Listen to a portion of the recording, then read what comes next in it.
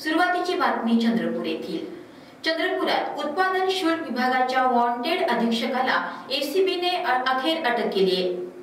जिल्ह्यातील एका बियर शॉपीच्या परवाना प्रकरणी अधीक्षक संजय पाटील यांनी अधीनस्थ 2 अधिकाऱ्यांच्या मध्यस्थीने 1 लाख रुपयांच्या लाचेसाठी फोनवर होकार दर्शवला होता।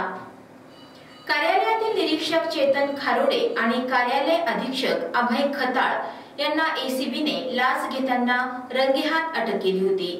2 दिवसांच्या पोलीस कोठडीनंतर त्यांना जामीन मिळालाय। खारोडे आणि खताळ यांना उत्पादन शुल्क आयुक्तांनी निलंबित केलं आहे। मात्र 7 दिवसांपासून उत्पादन शुल्क अधीक्षक संजय पाटील फरार होते। अखेर पाटील यांना लाच प्रकरणात बेड्या ठोकण्यात आल्या। मूळ कोल्हापूरच्या संजय पाटील यांना न्यायालयाने 2 दिवसांची पोलीस कोठडी दिली आहे। दारूबंदी उठवल्यावर जिल्ह्यातील सुमारे 1000 दारू दुकाने, बियर बार, देशी परवाने, बियर शॉपी यांच्या मंजुरीत झालेल्या कोट्यावधी रुपयांच्या गैरव्यवहार चौकशीला या अटकेनंतर वेग येणार आहे।